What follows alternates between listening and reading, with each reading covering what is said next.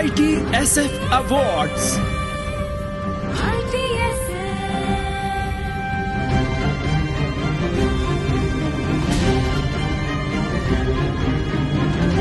Sai दिशा प्रतिष्ठान.